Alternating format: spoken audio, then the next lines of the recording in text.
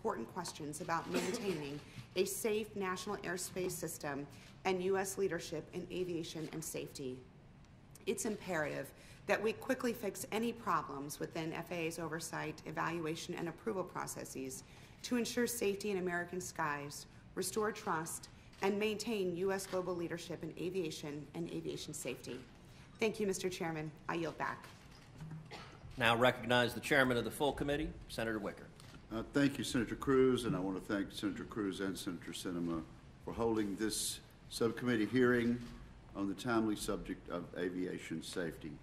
As both the chair and ranking member mentioned in their remarks, the remarkable safety record of U.S. passenger airline travel is a testament to decades of hard work and painful lessons learned by a great many stakeholders.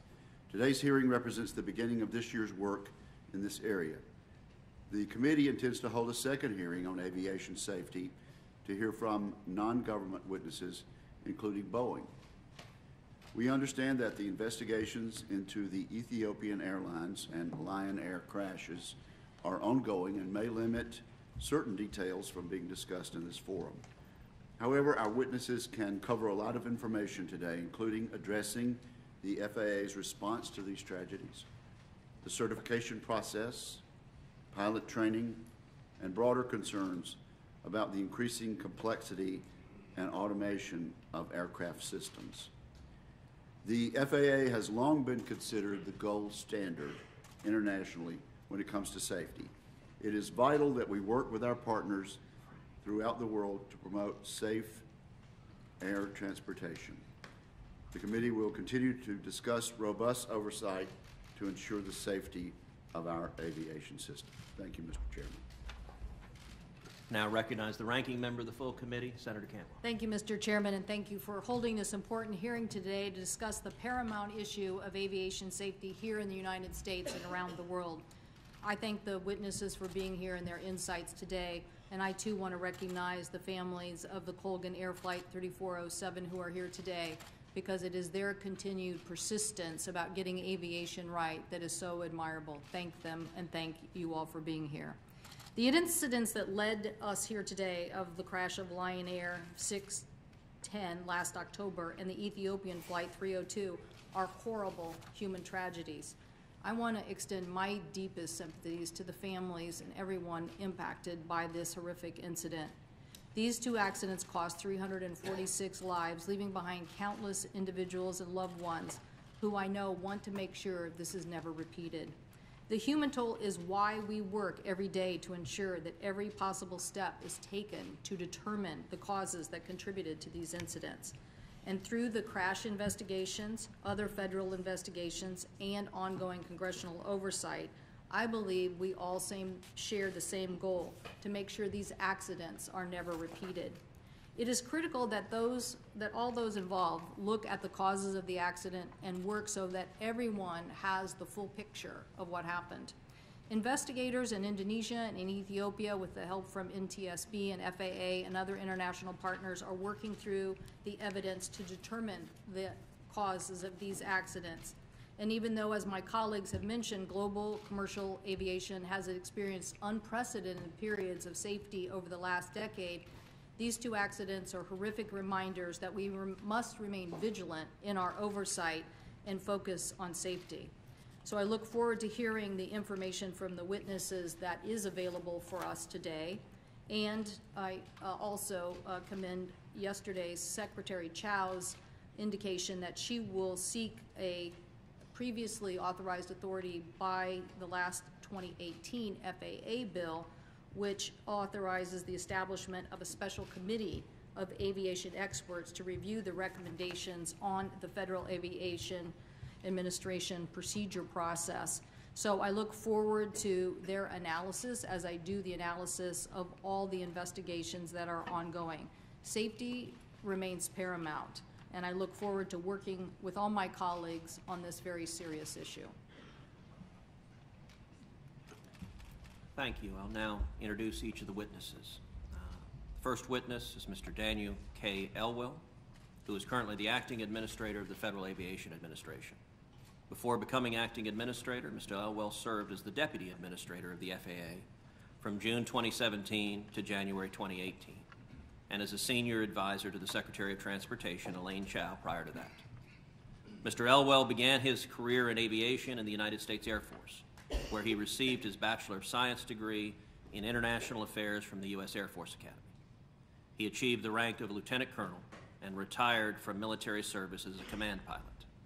After retiring from the military, Mr. Elwell was a commercial pilot for 16 years with American Airlines, flying DC-10, MD-80, and Boeing 757-767 aircraft. And he then served at the FAA as Assistant Administrator for Policy Planning and Environment from 2006 to 2008.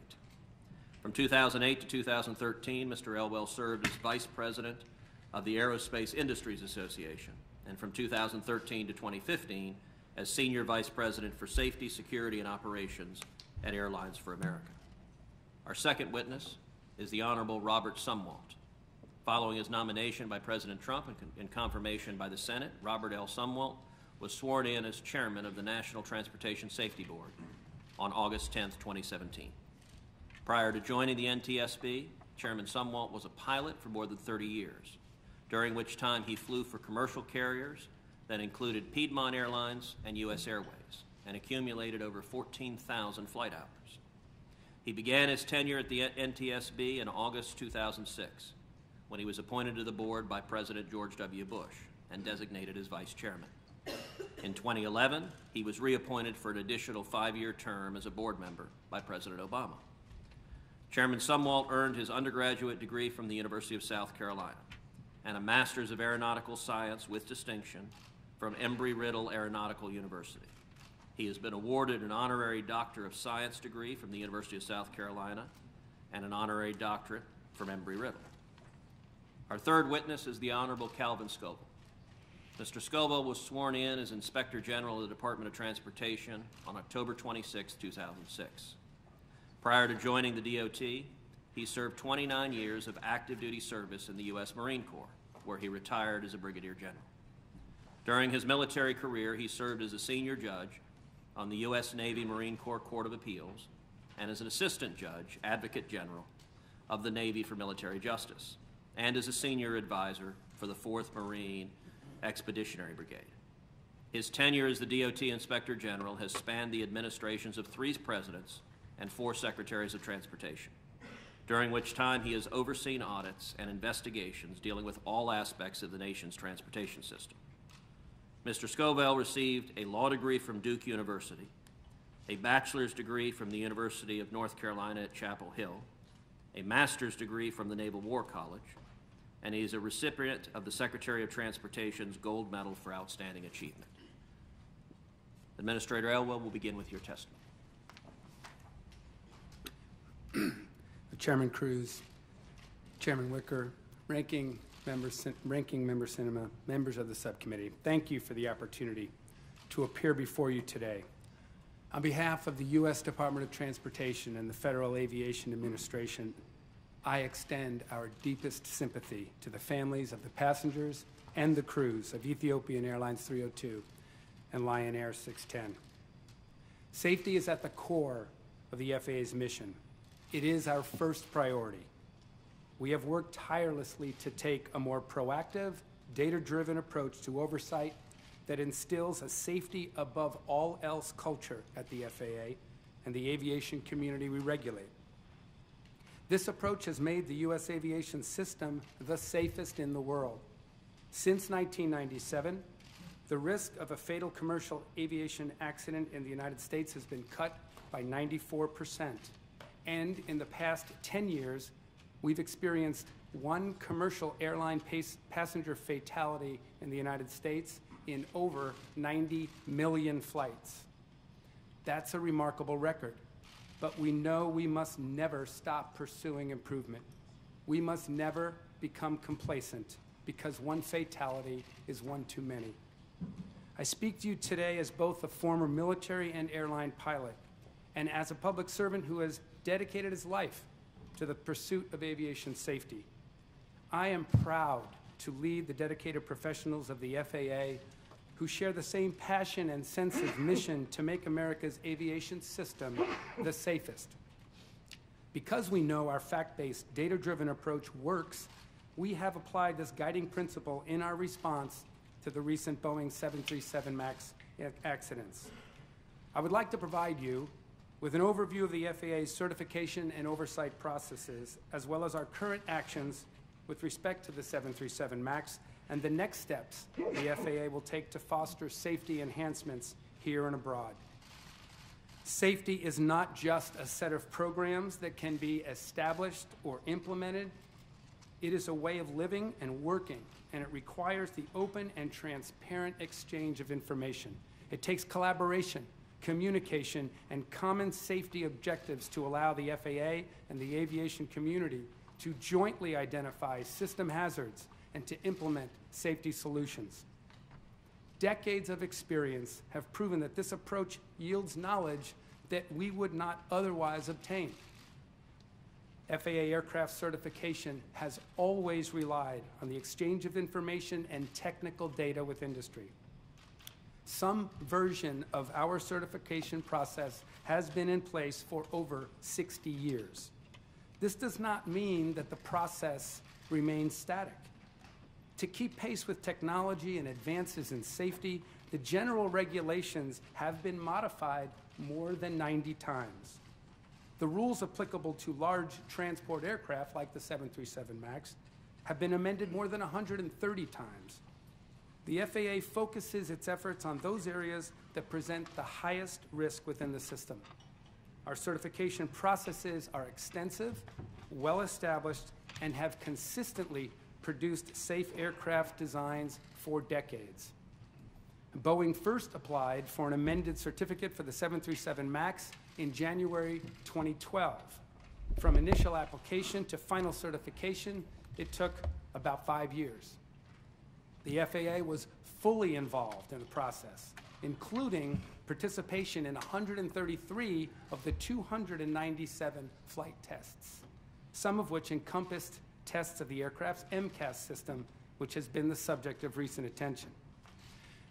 In the immediate aftermath of the Lion Air accident, the FAA issued an emergency airworthiness directive that requires operators of the 737 MAX to revise their flight manuals to reinforce to flight crews how to recognize and respond to uncommanded stabilizer trim movement. The FAA continues to seek and evaluate any additional data that might help us understand the underlying factors that led to the recent 737 MAX accidents. We will take immediate and appropriate action based on the facts. U.S. and international operators of the 737 MAX are relying on the FAA to get it right. I want to assure you and everyone else that the FAA will go wherever the facts lead us in our pursuit of safety. The 737 MAX will return to service for U.S. carriers only when the FAA's analysis of the facts and technical data indicate that it is appropriate to do so. In our quest for continuous safety improvement, the FAA welcomes external review of our systems, processes, and recommendations. As recent events have reminded us, aviation safety has no borders or boundaries. The FAA is resolute in its commitment to maintaining the U.S. air transportation system as the gold standard of the world. Concludes my statement. I'm ready to answer any questions. Thank you. Mr. Sumwalt.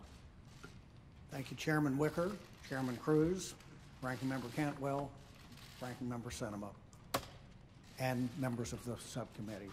Thank you for allowing the NTSB to testify today about this very important topic.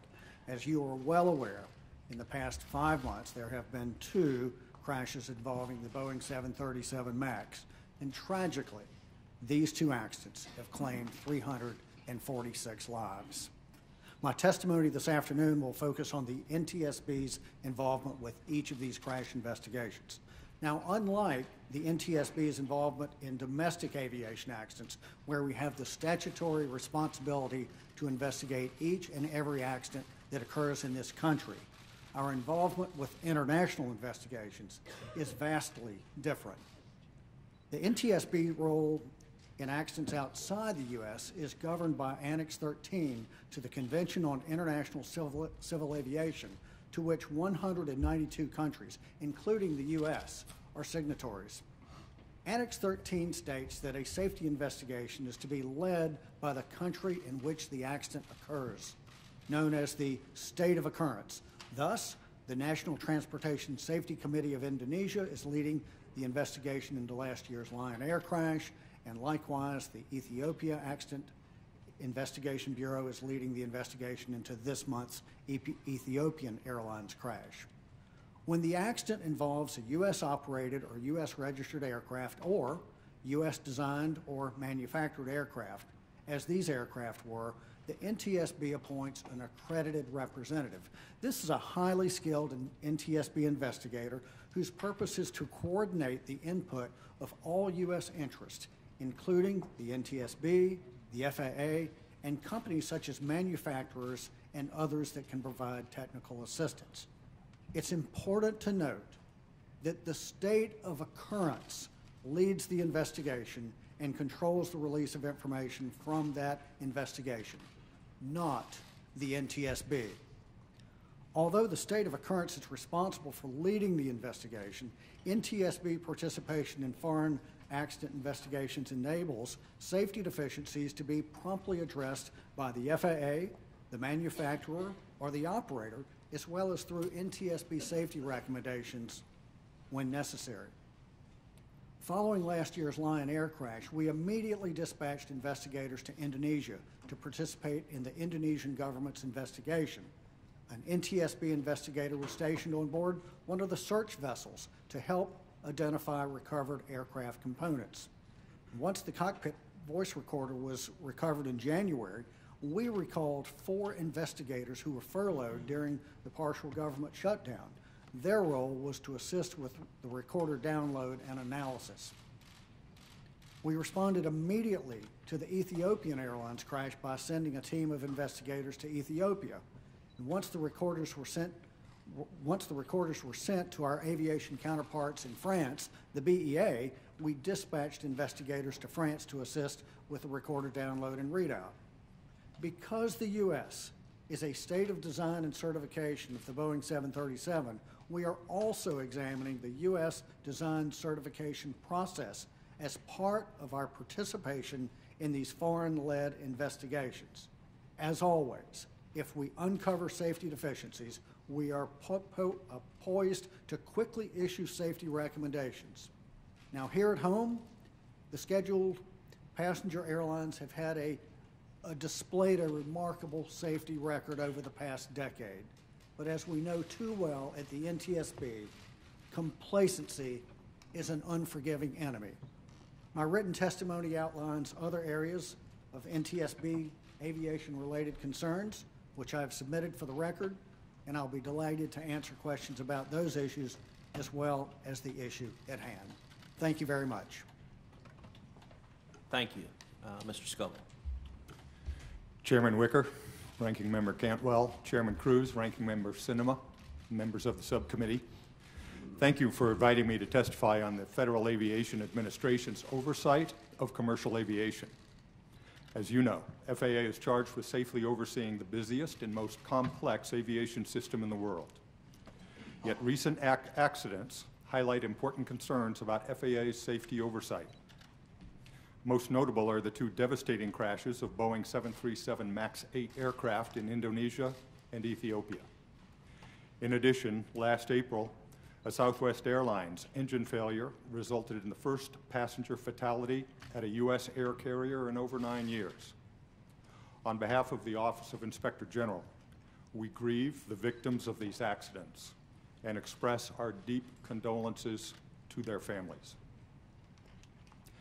Secretary Elaine L. Chao, along with several members of Congress, including Senator Blumenthal, recently requested that my office audit FAA's certification process for the MAX 8 aircraft. We appreciate the Secretary's and your continued confidence in our independence and objectivity. We have already begun this work and will keep you informed on our results. Today, my statement will focus on our recent and ongoing work related to a number of important aviation safety challenges. First, FAA must take steps to reduce hazards associated with flight deck automation. pilots now rely on automated flight systems as much as 90% of the time.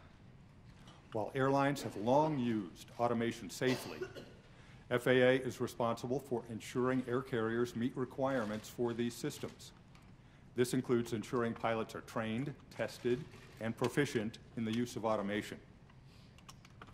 Notably, FAA now requires U.S. commercial pilots to be trained in how to respond to abnormal flight conditions, such as recovering from a stall or other unexpected event. Air carriers should have implemented these requirements earlier this month.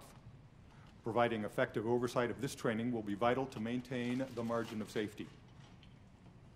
Second, FAA must remain vigilant as its systems and strategies for safety oversight evolve. Over the years, FAA has increasingly shifted toward working with industry to meet shared safety goals. For example, FAA now delegates more of its aircraft certification to approved manufacturers through its congressionally authorized Organization Designation Authorization Program, or ODA. However, my office has identified weaknesses with FAA's oversight of ODA. For example, in 2015, we reported that its oversight was not based on risk. In response to our recommendations, FAA plans to revamp its ODA oversight process by the end of July 2019. Sustained management attention will remain essential to ensure that ODA companies comply with safety regulations. In addition, FAA now requires air carriers to play a larger role in identifying and mitigating safety risks. For example, in 2015, FAA required U.S. commercial carriers to establish safety management systems to proactively manage risks. However, recent events, including last year's Southwest engine failure, have raised concerns that FAA's oversight may not ensure that carriers meet their responsibilities under these systems. FAA also introduced its new compliance program in 2015. The program calls for FAA to work with air carriers to address the root causes of safety violations rather than imposing enforcement actions. This is a significant change in the way FAA and the carriers conduct business. As it works to leverage both collaboration and enforcement, FAA must be able to accurately assess whether an air carrier is willing and able to take timely corrective actions. Finally, I want to note other critical safety areas that require FAA's attention. For example, FAA must continue its work to reduce safety risks in the air and on the ground at airports, including preventing near misses on the runway. In addition, FAA faces challenges in safely integrating unmanned aircraft systems in the same airspace as manned aircraft. Furthermore, FAA must protect its flight-critical and safety-critical IT systems from a growing number of cyber threats. And lastly, FAA can do more to ensure essential aircraft parts, such as landing gear, meet safety standards by carefully implementing the Suspected Unapproved Parts Program. As always, my office remains committed to supporting FAA and the Secretary as they work to maintain aviation safety and protect the traveling public. This concludes my prepared statement. I'd be happy to answer any questions you or members of the subcommittee may have. Thank you, gentlemen. We appreciate your testimony. Acting Administrator Elwell, although the investigations of both of these crashes are still ongoing, the investigators have gathered enough data to confirm similarities between the two crashes. The most prominent link seems to be a new software unique to the Boeing 737 MAX called the Maneuvering Characteristics Augmentation System, more commonly known as MCAS. From the FAA's perspective, was there any information on this new MCAS system that was required to be included or was included in the, quote, short self-administered online course that pilots are required to go through before flying the MAX? Mr. Chairman, thank you for that question. The MCAS system is indeed, as I mentioned, of great attention in both of these tragic accidents. And the MCAS is actually a sub-device to a system called the speed trim system that is in the NG, in the prior 737. What the MCAS does is 737 MAX is a fly-by-wire aircraft. fly-by-wire aircraft, the controls, the yoke, that controls the flight controls needs to feel right to a pilot. And so what the MCAS does is it gives inputs to the flight controls when necessary in a very thin envelope, thin piece of the flight envelope in certain regimes so that the yoke feels exactly like it should. And in this case, the MCAS made the MAX feel exactly like the NG to fly. So for that reason, we gave it an amended type certificate because of its similarity to the NG, because of what the MCAS system aided the pilots in the feel and the fly of the airplane. And we have, for a certification of this type, a flight standardization board comprised of pilots from Europe, Canada, the United States, who come together and fly the aircraft that is being amended, in this case 737NG, and the new aircraft. And they fly it and are monitored by engineers and experts specifically to see if they have or notice differences in the flight characteristics, the handling characteristics of the new airplane. Because that would trigger us to need flight training for this new device. Administrator Elwell, let me try to refocus you back on the specific question I asked, which is, was there any information on the MCAS that was included in the short self-administered online course that pilots were required to go through?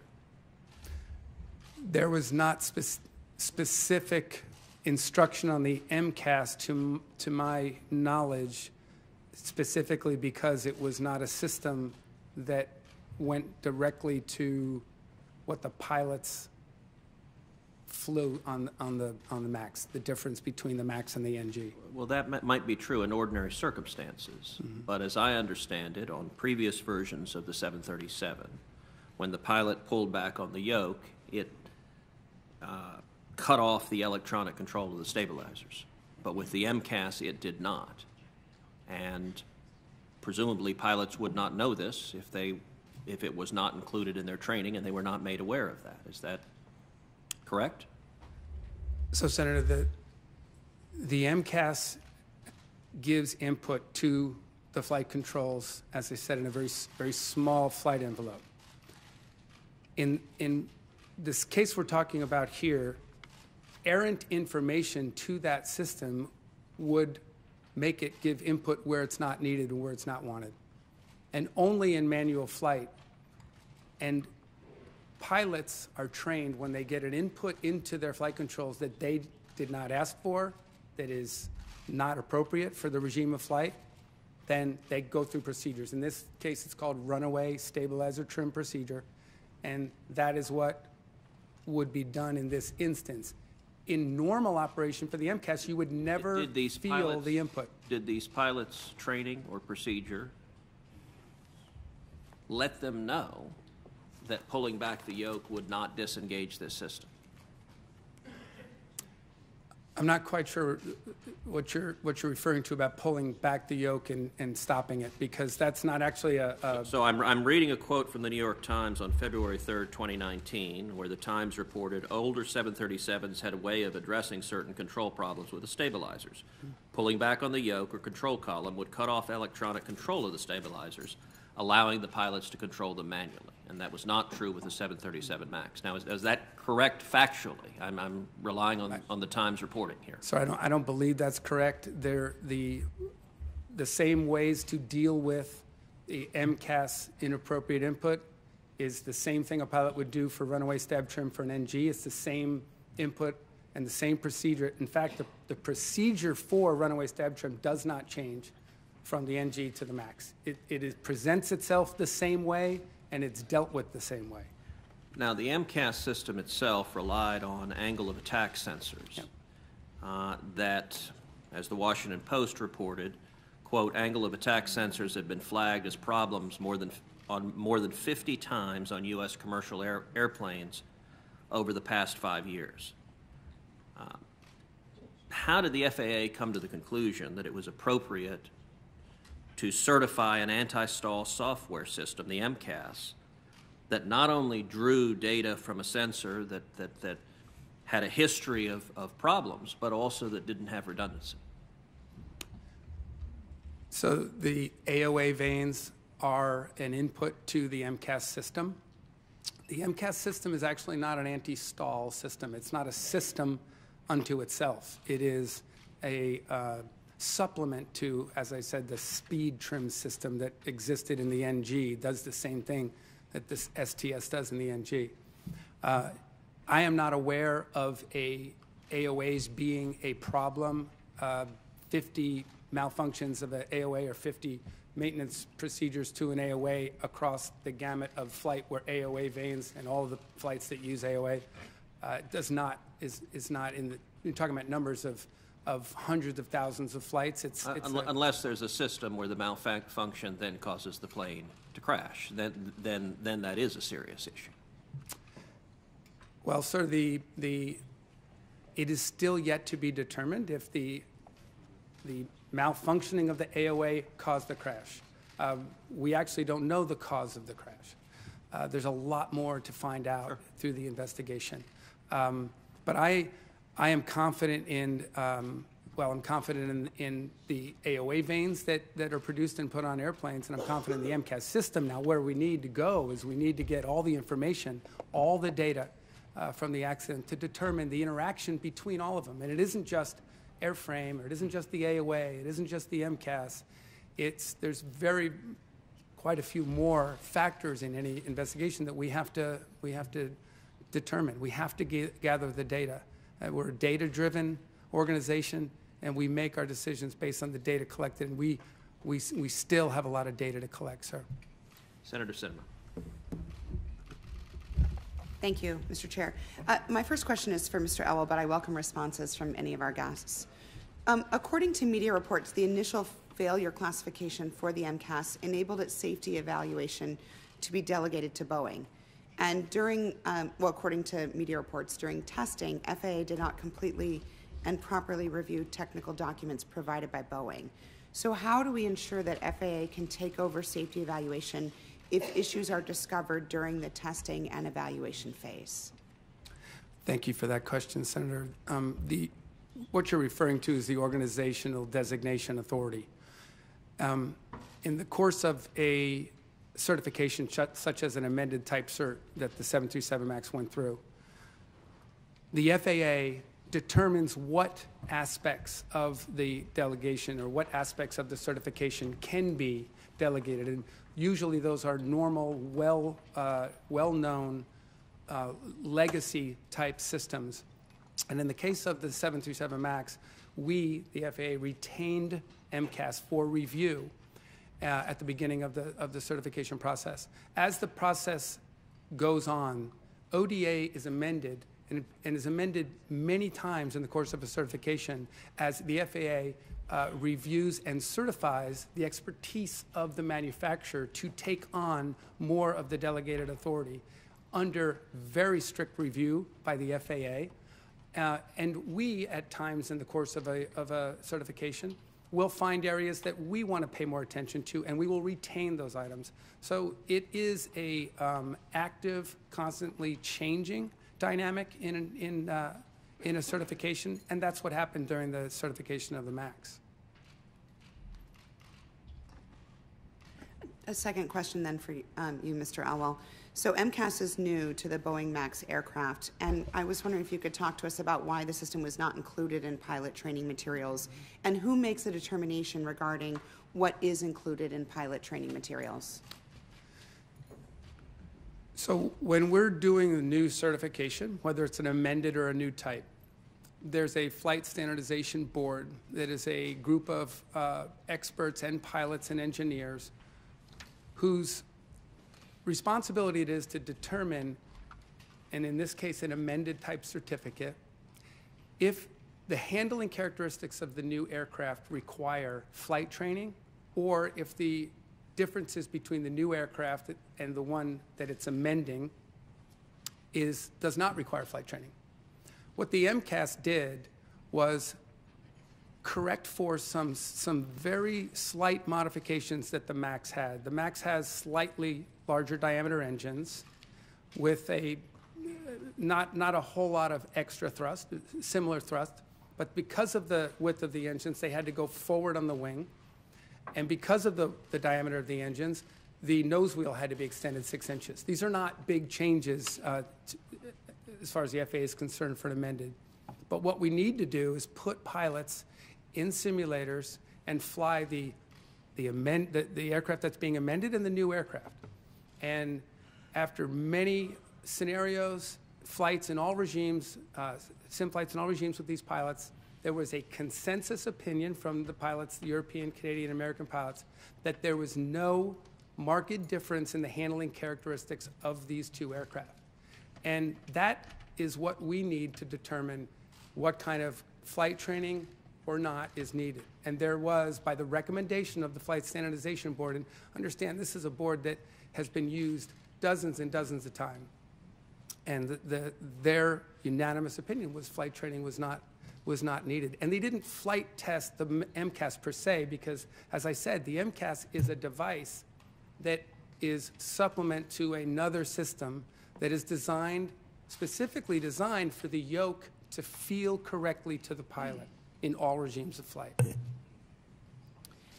My last question is for each of the witnesses, and I wonder if you have suggestions for legislative or regulatory changes that can ensure an aircraft is independently and appropriately evaluated for operational safety. Is there more we need to do?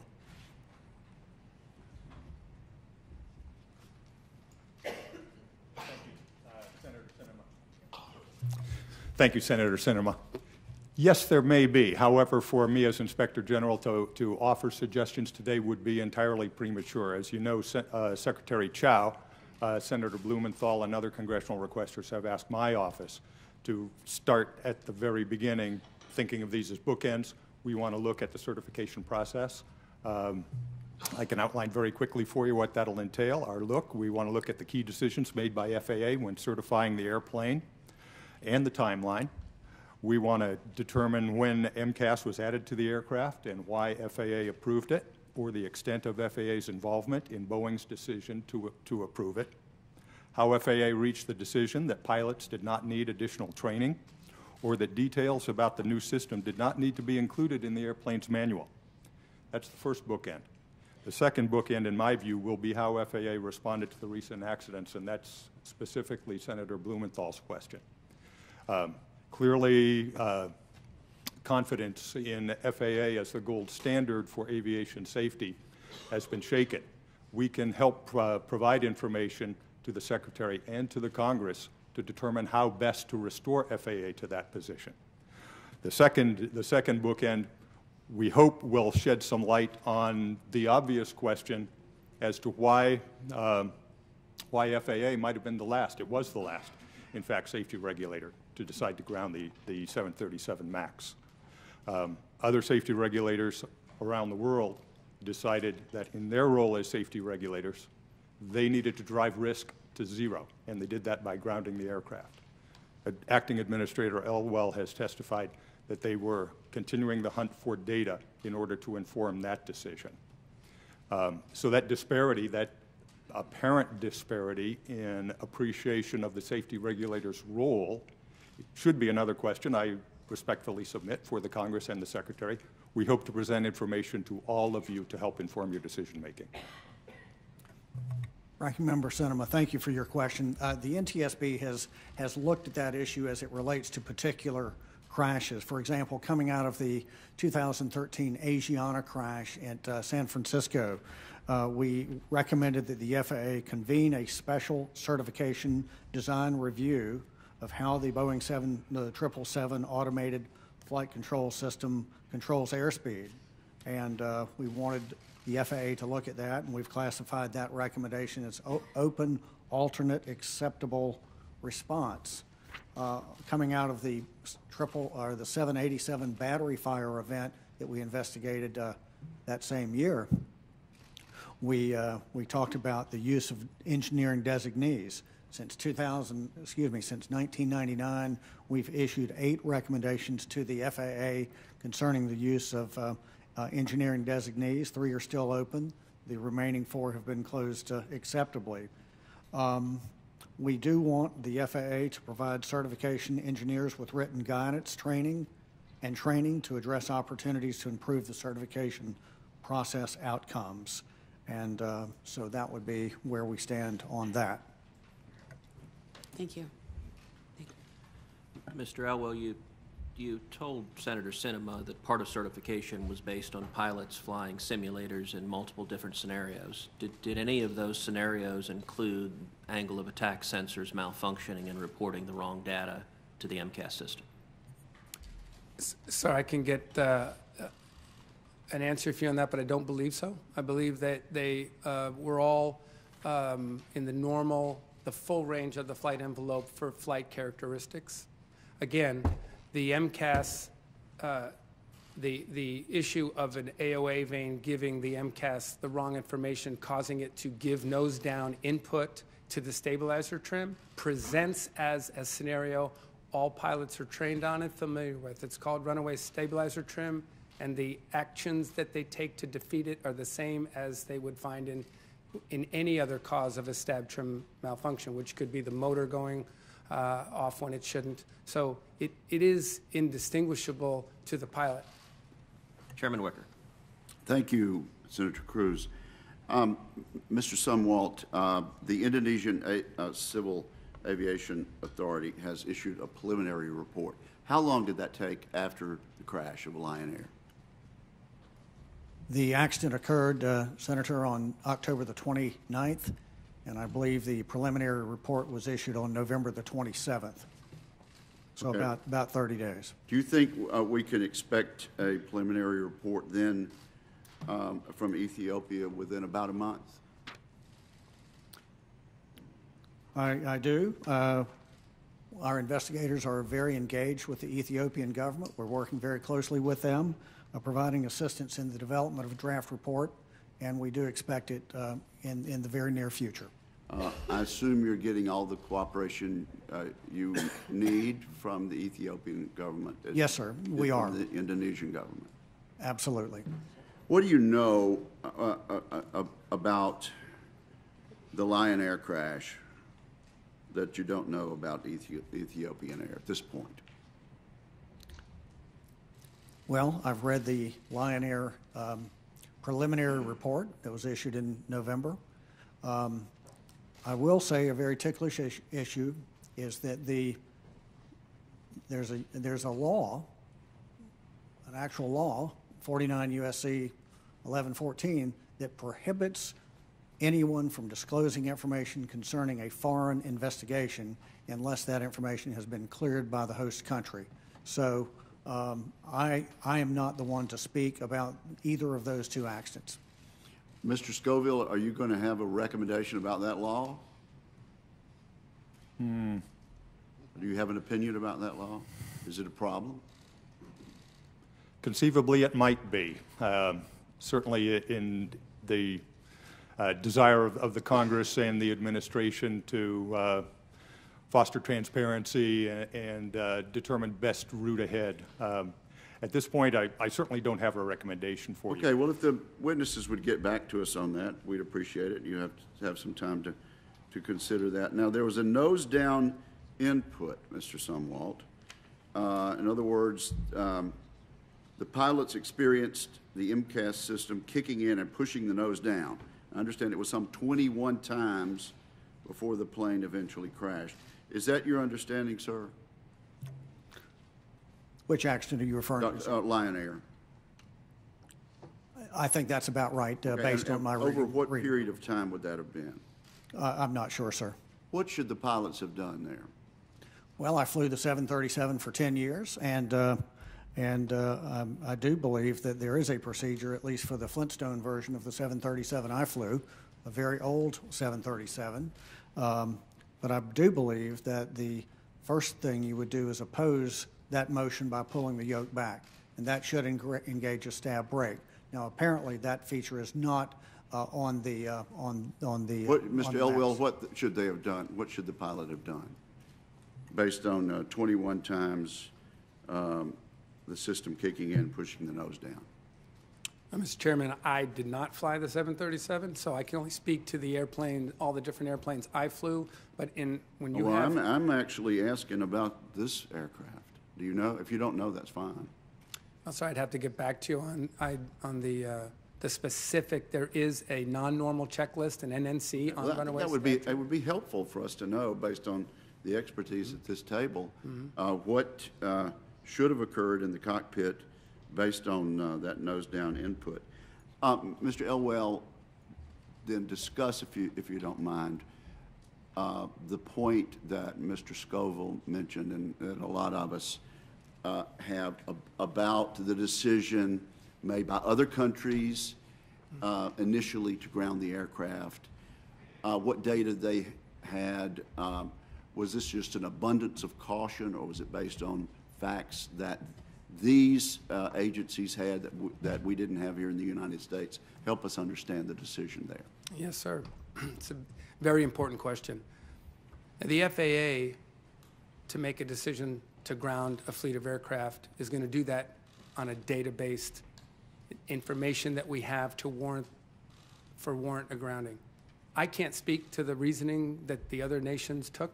I know that in communication with those countries, in our request, what data might they have, they did not have any data for us. In fact, there were several countries in communications with us who, after grounding the aircraft, asked us what data we had and what we might suggest for them for ungrounding when the time was right. Was your decision based on data, or just our the fact that decision was everybody else based on doing? And what was that data? So on about Wednesday morning, mid-morning, we received data that gave us refined flight track. We had initial flight track data Monday that was unreliable, and it was actually, we were not able to interpret it and to create a flight track. That data was refined on Tuesday night into Wednesday by the company that actually produced the data or received the data through their satellite system. And with the help of the NTSB and Boeing, that data was refined to the point where we could have a flight track, a 6-minute flight track of the Ethiopian Air flight. And we found information on the ground that corroborated for us in a briefing on Wednesday morning that the flight track of Ethiopian Airlines was very similar to the flight track of Lion Air. And that data told us that there was very possibly a link between the two flights. And when you have the possibility of a link between two accidents of the same type aircraft, it's prudent to ground them until you find what that link is, mitigate that link. And the important thing to know about using data, we may have been, I think someone said, the last country to ground the aircraft, but the United States and Canada were the first countries to ground the aircraft with data for cause and purpose. And that's important because when you ground a fleet of aircraft for a reason, a definable reason, then you have something by which to unground them when you've mitigated that or you've solved it or you've found that link. Mr. Chairman, I know we're over, but Mr. Sumwalt seems to be nodding his head. Are you in agreement with the approach that Mr. Elwell has outlined as having been taken by the FAA? Well, the NTSB was not involved in the grounding decision. Right. We supplied data that they could use to make that decision. Thank you. Thank you, Mr. Chair. Senator Cantwell. Thank you, Mr. Chairman. Administrator Elwell, did you say in answering an earlier question to Senator Sinema that the FAA retained the authority over the MCAS system, that it wasn't delegated?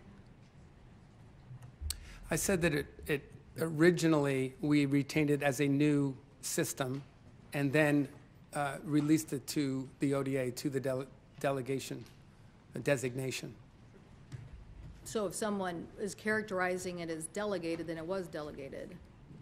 Right. So initially, as a new system or a new device on the amended type certificate, we retained the oversight of that, and then over time released that to the ODA when we had the comfort level and the oversight and we've examined it thoroughly, and we were able to assure that the ODA members at Boeing had the expertise and the knowledge of the system to continue going forward. And so that kind of information is something you can make available to members now, or is that something that will be part of the investigation? I'm sure, Senator, that we could get that information to you on exactly the timing and how that went. And of course, in the investigations and the audits that are ongoing about the certification process here, this will all be very transparent and clear. Well, I do think transparency is important. Absolutely. And so I read statements where you're saying it wasn't delegated, or I hear your answer here, and then I read things in the press that say it was delegated, and I think the public wants to understand this whole system, and obviously Mr. Scoville in various IG reports is reviewing that, and I appreciate those reports and that review. And I, as I mentioned in my opening statement, appreciate Secretary Chow convening some experts of aviation analysis to also look at that system and review. So anyway, we'll look forward to getting that information from you on what that looked like as the FAA retained that oversight, and then once they were certain, then delegated. I'm not sure what they delegated, but you will get that to us.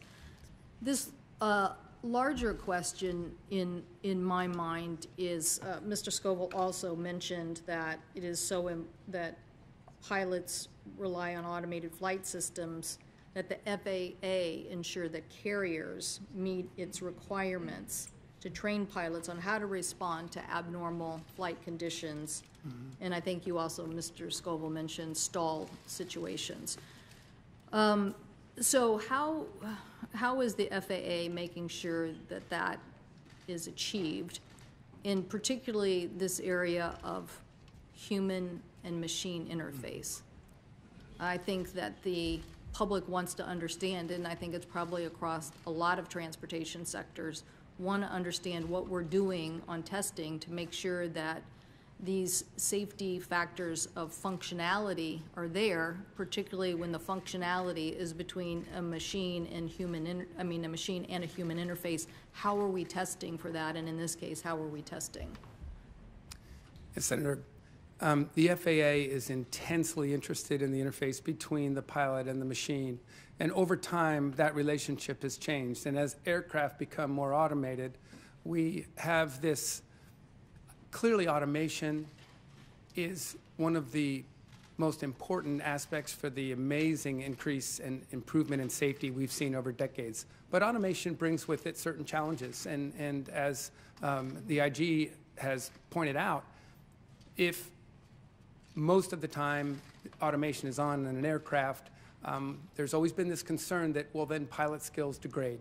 So when I was flying in the airlines, we had, within the airline itself, we had some rules about making sure that you hand flew frequently enough to keep that sharpness.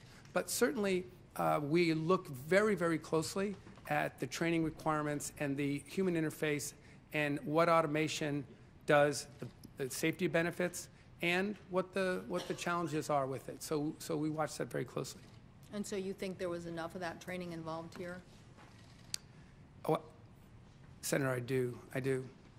Because the MCAS, remember, the MCAS operates in manual mode. It's not an automated, it's not with autopilot on. It actually, as I said earlier, it makes its whole purpose is to give the pilot the proper feel with a fly-by-wire yoke while he or she is flying.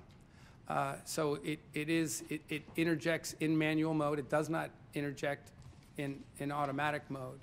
And as I said, when that MCAS is doing things that it's not supposed to do, pilots feel it. It presents itself as uncommanded pitch trim, and pilots of large aircraft are trained from the beginning of their careers how to handle that. Well, I mentioned this, and I mentioned the Colgan Air families who were here, because I think that's been their main mantra, that there wasn't enough training on that particular system, or at least from a co-pilot perspective. And I think I saw that Captain Sully had also made similar comments recently. We've had a lot of debate here about this as it relates to making sure that two pilots are. But I really do want to understand the FAA's role, and certainly Mr. Scoville's review of that human-machine interface, because my guess is we're going to continue to move forward, but we have to get this right. We have to get this right. So thank you, Mr. Chairman. I see my time has expired. Senator Thune. Thank you, Mr. Chairman.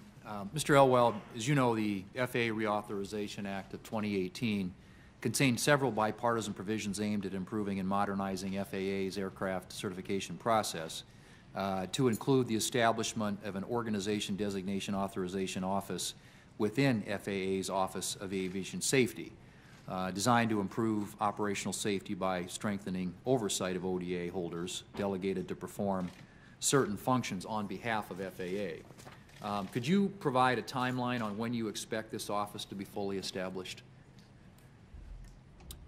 Thanks for that question, Senator Thune.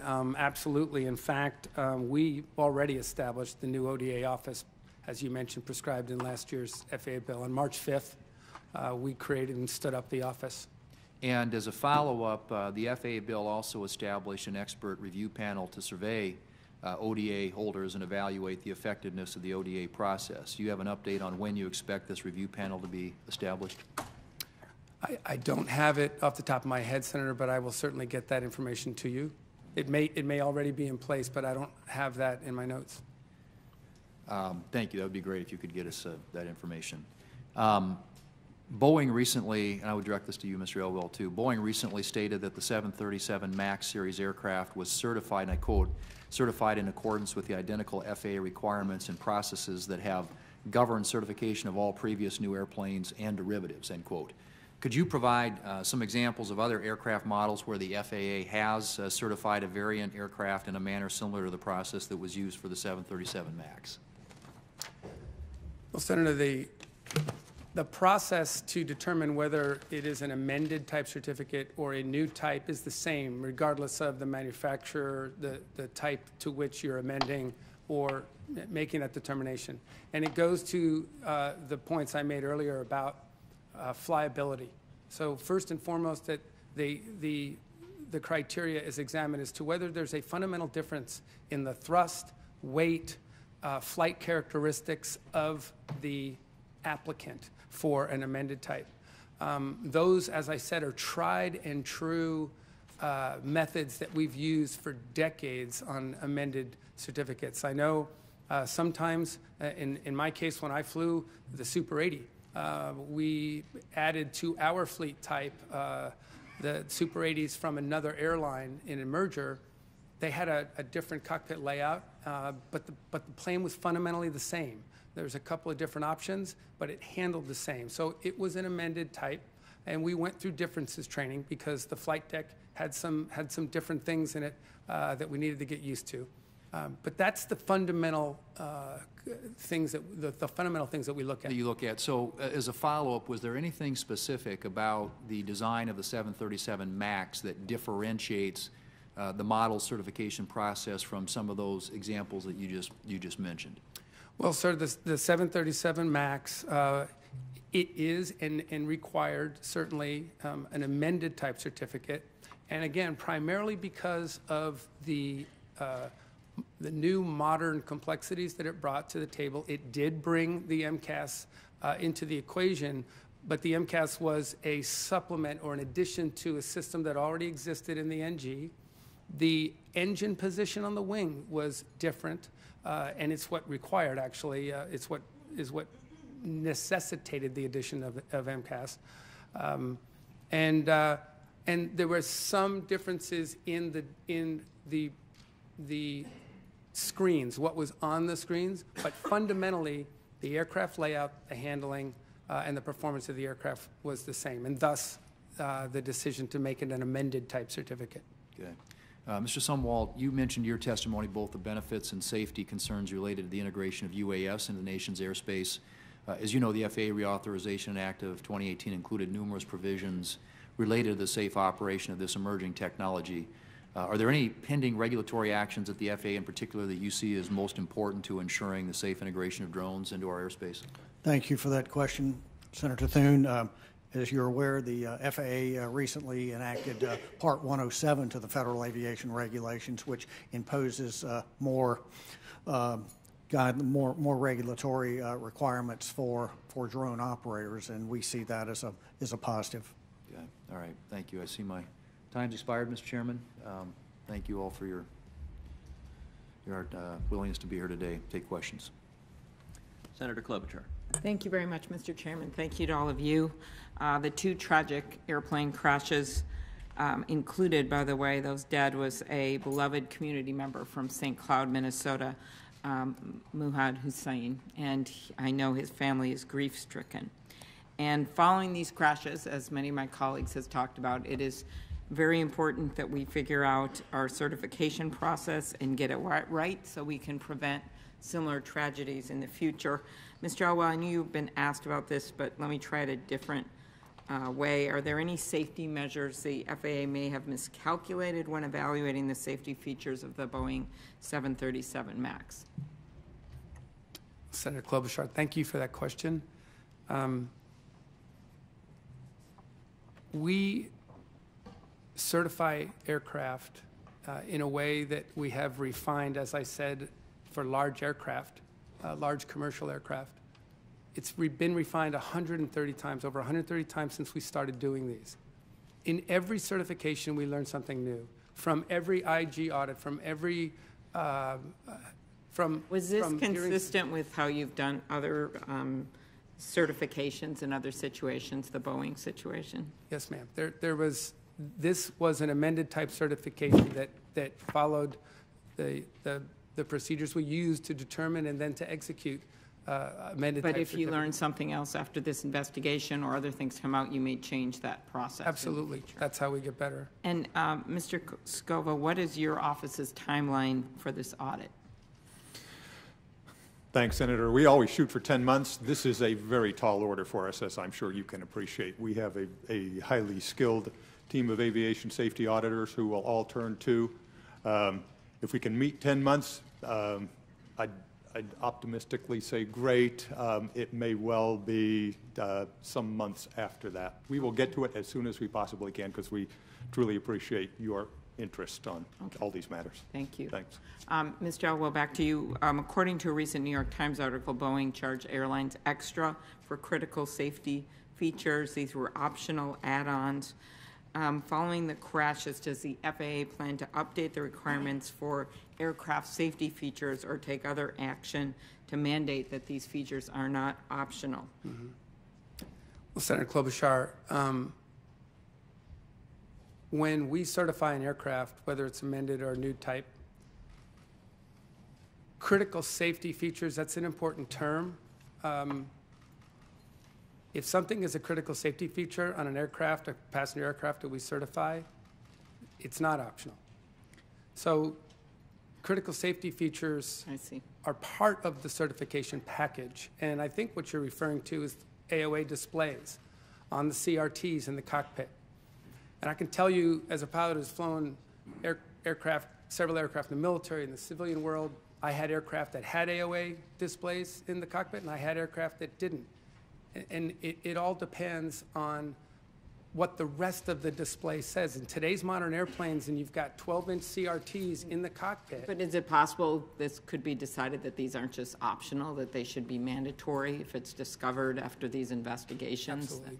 Okay, and then do you know an estimate of how many safety features that the FAA lists as optional right now that detect sensor malfunctions? Are there ones, or could you tell it to me later in writing? I could tell it to you later, Senator Klobuchar. All right. Chairman Soma, what role does the U.S. play in setting international safety standards when it comes to training for foreign pilots? I know you'd answered some questions about training from my colleagues, but do we have any role there? I'm just thinking because we had someone from Minnesota was killed. Sure, Senator Klobuchar, and we are, as I've mentioned, we are a member state to the International Civil Aviation Organization that sets recommended practices and standards And so it would be ICAO that would outline those international training standards that other member states would be expected to comply with. And could you weigh in on those training standards? We could. The FAA is officially the U.S. representative to ICAO, but we work closely with them with our relationship with ICAO. I see. So you would be involved in that, Mr. Elwell? Yes, Senator, we would. Okay. I'll follow up on that later. One last question I had of you, Chairman Sumwalt. In your testimony, you highlighted reducing fatigue-related accidents as one of NTSB's most wanted transportation safety improvements for 2019 to 2020. As you know, I've led the Safe Skies Act, supported by Captain Sullenberger, among many, along with Senator Cantwell, Blumenthal, Markey, and Duckworth, to take the rest requirements that we put in place for passenger pilots and apply them to cargo pilots. This is something unrelated to these two crashes, but part of airline safety and something that I know the Colgan families have also supported. So could you comment on that? Absolutely. I want to thank you and Senator Blumenthal for your advocacy on that. The NTSB does not agree that there should be a different standard for passenger carrying airlines and cargo airlines with respect to the fatigue rules. The FAA, as you know, did enact a fatigue rule in 2012 for passenger carriers. It did not relate to cargo carriers, and we disagree with that disconnect. Okay. Well, I hope you win. So we're going to keep pushing for this bill. Thank you. Senator Moran. Chairman, thank you very much. Thank you for conducting this hearing. Press and media reports, Mr. Elwell, indicate that Boeing was implementing changes in the MAX after the first crash, and that is at least an explanation for why they may be close to having a, quote, fix for that MAX. Is there anything, a requirement that, first of all, is the FAA notified of that effort to make corrections to the MAX after the first crash? Senator, yes, the Boeing company submitted an application for a software update to the MCAS, an MCAS software update after the Lion Air accident. And is there a corresponding duty to warn, either on the part of Boeing Corporation or the FAA, either pilots or airlines, a duty to warn or a notification that there may be something wrong and a fix is on its way? So 9 days after the Lion Air accident, the FAA put out an emergency airworthiness directive, followed by a communique to all authorities around the world who fly the MAX. And what we pointed out was, I'll back up a little bit, the FAA's role, primary role in any accident investigation, is for continual operational safety. In other words, if in the course of an accident something of immediate import is discovered, we don't wait for the end of the accident for the final report. We act immediately. And in this case, the initial data suggested that a reminder was needed, and that's what the emergency AD was. A reminder was needed for pilots and operators of this aircraft to apply standard runaway stab trim procedures should this be encountered. And that's what the emergency AD was. Now, the software update that you're referring to is Boeing came to us with this, and we talked to them about it. We accepted their application. They began work. But we determined that the issues that this software update was making, or the things that it was improving upon for MCAS, did not warrant anything more than the announcement that this was in progress. Okay, Mr. Elwell, I'll stay with you for a moment longer. I suppose that there's always a question of why we would have a private company certify their product. In this instance, it happens in the aviation world. It happens all the time. What's the justification for that? We use ODAs, Organization Designation Authorizations, regularly. Would the FAA be able to certify aircraft without the use of that designation? Senator Moran, that is a very important question, but let me go back to what you said in the question, that we allow companies to certify their own craft. I know I've misspoken in the way that you would phrase it, and I understand the distinction. I'm not trying to discount the importance of an ODA. In fact, I'm hoping that you'll confirm to me the importance, with proper oversight, with FAA certification required, the actions that are taken by private companies to provide the information necessary to certify is important, and how would we do this in aviation without that process?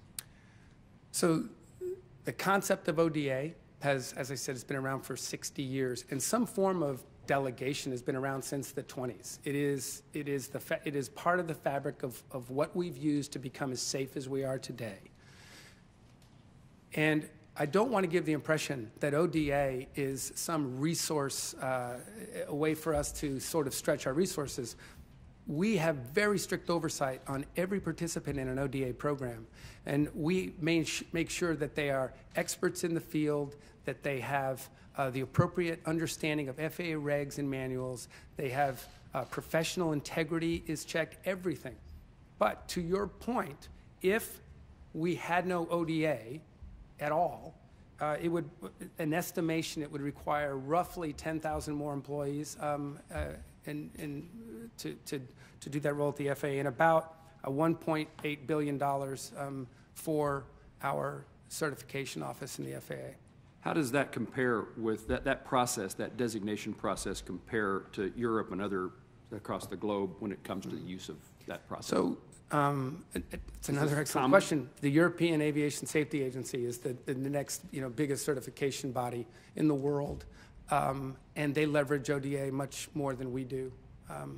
So it's used around the world. In this arena, there's nothing unusual to this process. It's been ongoing a long time and used globally. Is that true? Couldn't have said it better myself. Thank you. Thank you, Mr. Chairman. Senator Blumenthal. Thanks, Mr. Chairman, and I want to thank the leadership of the committee for having this hearing. Thank you for being here today, gentlemen, and I want to thank particularly the Inspector General, Calvin Scoville. We're lucky to have a professional of your caliber doing this investigation, and I look forward to the results. I've been deeply disappointed, in fact, shocked that in grounding these aircraft, American safety officials, in effect, lagged instead of led the world. The same information was available to our FAA as was accessible to every other country that grounded its airline days ahead of us, and that put American passengers in peril. But as important, maybe more so, is the system that led to, in effect, outsourcing safety to the manufacturers of these aircraft. Call it delegation or shifting, as you did. The fact is that the FAA decided to do safety on the cheap, which is neither cheap nor safe, and put the fox in charge of the henhouse. That was true of the 737 MAX 8. In its rush to produce that aircraft, because of competition from Airbus, critical safety features were disregarded. And I'm going to be introducing legislation that will reform this system, which is so fatally riddled with flaws. There needs to be rigorous reform so that the FAA is put back in charge of safety. You said, Mr. Elwell, that the system is fact-based and data-driven.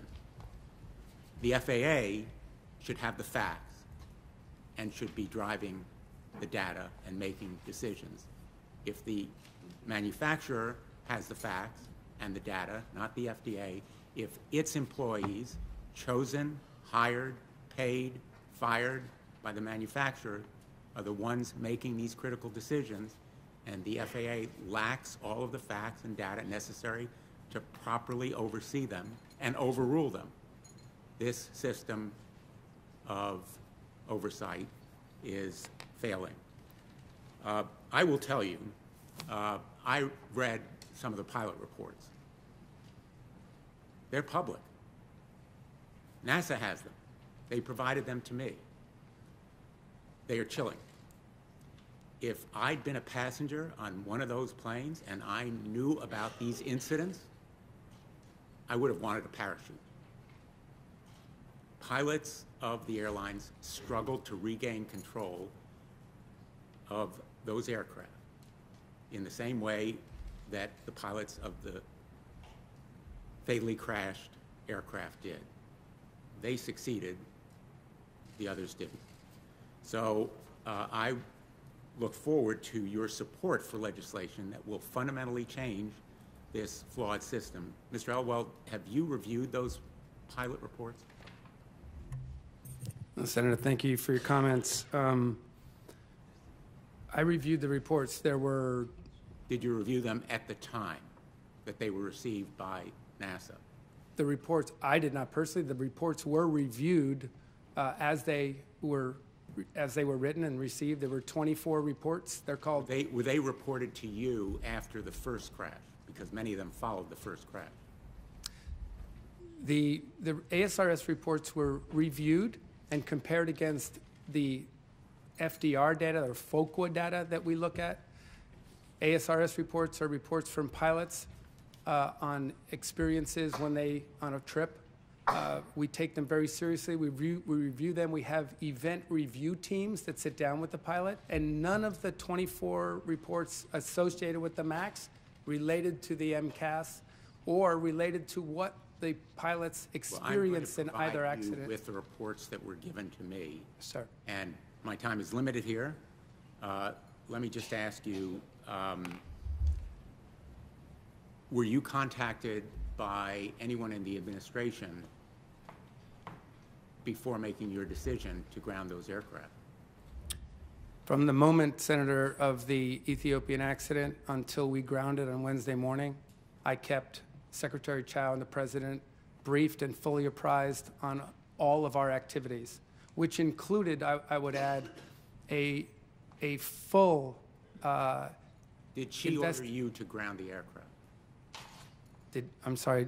Did she order you or otherwise recommend what your decision should be in grounding the aircraft? Oh, Senator, the decision to make an emergency grounding of a fleet of aircraft is vested in the FAA. I made that decision. And one last question. I don't know whether you've seen a ProPublica report. It's just come to my attention. I think it came out today, which reports your contacts with airlines. Could you provide us copies of the emails between yourself and industry representatives, and also a copy of your financial disclosure forms? I understand you had a consulting business while you were part of the FAA. Is that correct? That's not correct, Senator. I'm happy to supply any and all communications. I want to give you a full opportunity to respond to the article. It's just been provided to me, but it says that on those financial disclosure forms you reported some income as a special government employee while you were a member of the FAA. Happy to provide any and all information. Thank you, Mr. Chairman. Senator Blunt. Thank you, Mr. Chairman. So, Mr. Elwell, I think established in the questions with Senator Moran the long history of delegating certification. Let me ask a couple more questions about that. The Seattle Times recently reported that FAA technical experts and safety engineers said in interviews that they were urged to delegate more responsibility to Boeing during the 737 MAX certification process or to speed it up. Does the FAA still retain the mandate to certify aviation technologies that are new or novel? Yes, Senator, we do. That is our authority, and it's our sole authority. We do not allow self-certification of any kind. Were there any deviations from that policy in regards to the Boeing 737 MAX? Sir, none of which I'm aware We have a very good whistleblower program at the FAA. We encourage all levels of employees to report any activity that they find that doesn't go with our safety culture. And I looked into this personally. There were no comments made by employees to our knowledge. I can't speak to the Seattle Times article. And it's your view that FAA managers did conduct the kind of reviews of that delegated authority that they're expected to conduct? Absolutely, yes, sir. Well, let's go back to the investigation going on right now. I think, Mr. Sumwalt, you said that we were cooperating closely with the investigation, the Ethiopian investigation. Is that cooperating closely? Is that the right phrase? Well, I'd actually say we are actively engaged. We have investigators on the ground in Ethiopia that are assisting and advising the Ethiopian government, as well as helping them to put together a draft interim report. All right, are they cooperating closely with you then? Yes, sir, they are. And are you getting access to all the information you'd like to have access to? At this time, we are. I know it's a much smaller agency than your agency in terms of budget and size and experience. How would you compare this investigation to other investigations you've been involved in, and what are you doing to make up differences if there are differences? Well, I don't want to sound like I'm bragging, because I'm not. The NTSB has a lot of experience with investigating crashes. We've been in business for 52 years. So we have a lot of experience. But as an accredited representative to foreign investigations, we often find that other countries do not have the resources that we do. So we are very experienced with working with other countries, other states, to help them. And I think that this investigation is going as it should. The Ethiopians, again, this is like I wasn't bragging, and this next statement is not a derogatory statement. They don't have the experience that we have because they haven't investigated the number of crashes that we have over the years. They're a relatively new agency. So they are proceeding very deliberately and very cautiously. There was another comment made earlier about a prohibition unless information's been cleared by the host country. I believe the way I heard that was for you to share that information with others. Does that suggest that there's information that's not being shared with you? I have no indication at all that the Ethiopians are not sharing with us the information that we need to make sure that we are aware of the safety-related information that we need to feed back to the FAA or feed back to Boeing to ensure continued airworthiness safety. And those earlier comments were about whether you could publicly share that information without the host government agreeing with that. Is that right? That is correct. However, the law does further state that nothing in this subsection shall restrict the board at any time from referring to a foreign accident investigation information in making safety recommendations. So in other words, if we identify safety-related information that we need to make a safety recommendation, then we can use that information. But we would always want to coordinate that ahead of time with the state of occurrence. So you don't feel unduly restricted by that prohibition of releasing information? I do not, but it is, and to be clear, as you characterized it, it is for the public release of information is what the law is specifically calling for. That's helpful for me. Mr. Scoble, do you want to comment on that? Thank you, Senator Blunt. Not on that particular question. Thanks for recognizing my signal just for a moment. I may have information that may help you and the committee in understanding the Seattle Times point that you mentioned in an earlier question.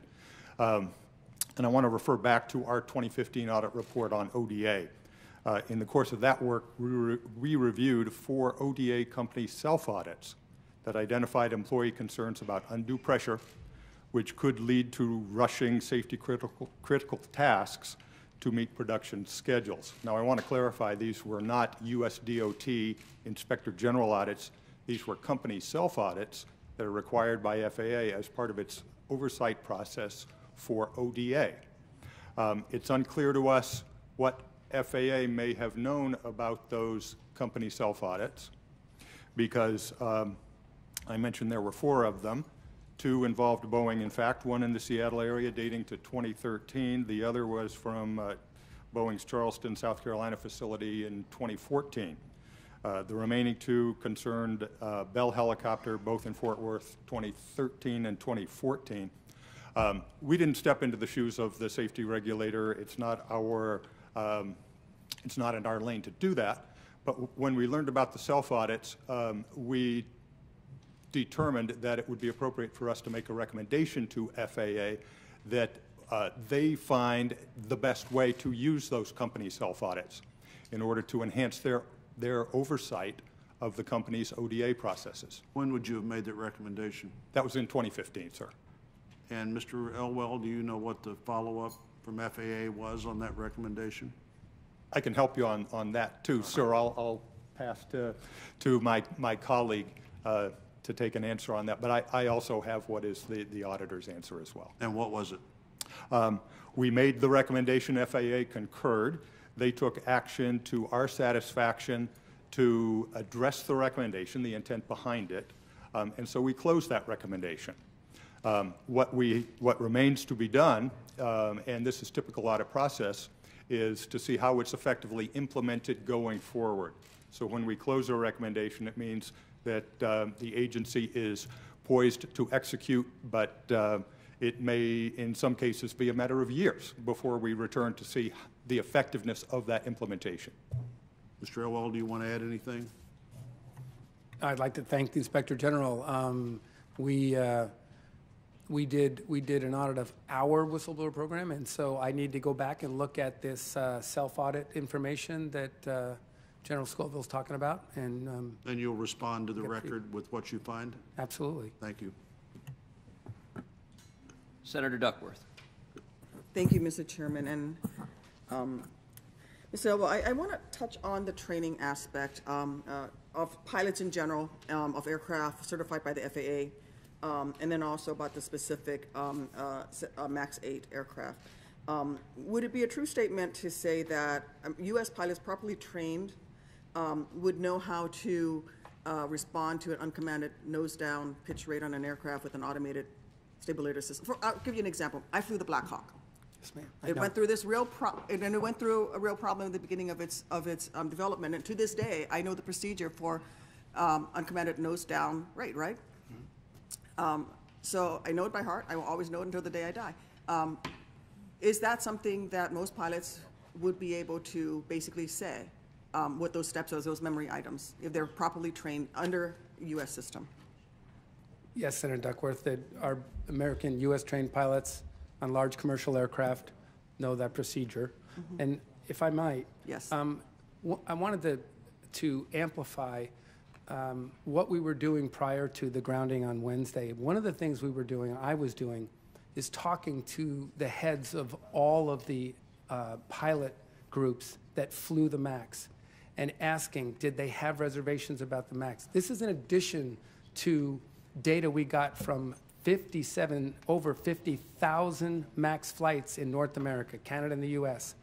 And in those data reports, and those are data reports that coming right off the airplane, there was not a single case in North America of an MCAS malfunction or what we found happened in Lion Air.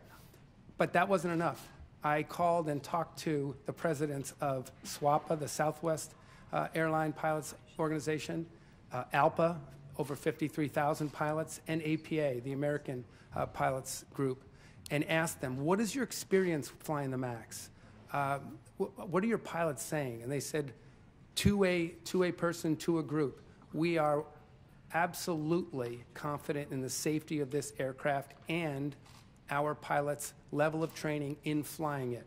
If I hadn't had that information, the data and the affidavits from those unions or from those pilot groups, I would not have been able. That's part of the data package I had to wait for the data from the accidents to justify a grounding.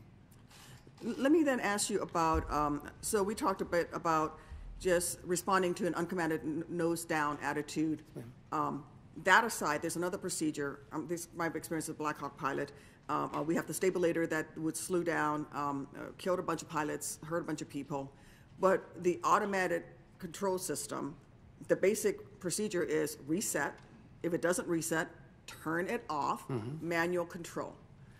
Slew to 0 if you're above 40 knots indicated airspeed, flew down you're below. I know nothing you ever flew ever went as slow as 40 knots indicated airspeed as I did, as slow and low pilots. The question I have for you is, while the MCAS is not specifically referenced in the aircraft manual for the MAX 8, the procedure to shut off stabilizer trim switches are in the manual as a response to this. Is that correct? And this is something that American pilots would be trained on. Yes, ma'am. Is this something that FAA, through ICAO, would ensure that other pilots in other countries would also be trained on? When we interact at ICAO, it is usually not to the specificity of a fleet type, but we do use our influence at ICAO, and our influence at the International Civil Aviation Organization is substantial, and we use it at any opportunity we get to raise the safety level around the world. In fact, we don't have the final reports on either of these accidents, but I have already set in motion at the FAA activities to go to the assembly, and as you know, I'm sure ICAO meets every 3 years, and we're already examining what we bring to the assembly this year, our country, our pilots, to help raise the safety bar, which is, as you know, we're responsible for aviation safety in the United States, but it's a globe, there are no boundaries, there's no borders, it's a global endeavor.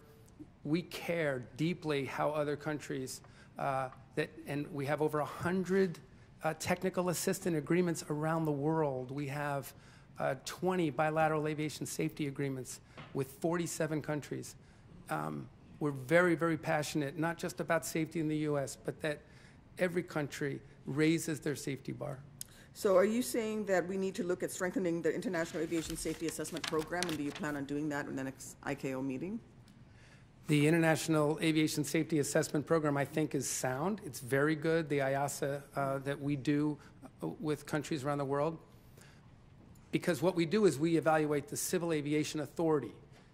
And a healthy Civil Aviation Authority tells you that that country has a good culture for everything, airports, pilots, airlines. But by working to help raise the standards overall, then when we do an IASA in a country and we do a rating, we'll be rating against higher standards. And I think that's appropriate and it's well worth our attention. Thank you. I'm out of time, Mr. Chairman. Thank you. Senator Capito. Thank you, Mr. Chairman. Thank all of you for being here. Mr. Elwell, let me just make sure I understand exactly, because some of the questioning from Senator Duckworth is similar to what I was going to ask you. So the plane, the 737 MAX 8 with the MCAS, has been flying since 2017, is that correct? Yes, ma'am. Okay. And you said, and I have a report here that says, in the wake of the Airworthiness Directive and discovery of possible issue with MCAS on Boeing 737 MAX, this is from quoted from an article in Bloomberg, I believe. It says a number of pilot groups raised concerns over whether or not pilots had been sufficiently made aware of the system that is unique to that aircraft. Did you just say that nobody had raised issues about this system previous to either one of these accidents, or maybe in between the two of them? No, Senator, what I was remarking upon is we look at the data that comes off aircraft. It's called FOCO data, and please don't ask me what that acronym, the letters mean, but what that is data that literally comes off the flight data recorder. It's ones and zeros that come off of aircraft, and airlines get that data. They use that data in their safety management systems, and when we ask for that data and we ask for it to be filtered on certain parameters, they give that data to us. And what I'm saying is there were no incidents of MAX flights in North America. There was no incident of this happening. Now, when I say that also that the pilot reports that Senator Blumenthal mentioned earlier, the ASRS or the NASA reports, I personally read, there were 24 of them. I read every one of them. And I'm not the key expert in this determination, but they were all looked at and determined, and I concurred, none of them went to the MCAS. None of them demonstrated an MCAS malfunction. Okay. And that's what I meant. Now, what you're referring to, What am I referring to? Senator, I believe what you're referring to is when the accident first happened, there were some pilots who said, we would have liked to have read about that MCAS. We would like to have known that wasn't in the manual. And one of the things that we did in our emergency AD was direct to have MCAS explained in the flight operating manual. Okay, so that was in between the first accident and the Yes, second ma'am. accident. Okay, then let me ask you then about the training then that occurred after that. It's given in a short, self-administered online course. How does that work? Does that are you in a testing center? Mm-hmm. Are you on your own in your own laptop and you just check box, box, box? How's that administered? How is a self-administered? I mean, we've all taken self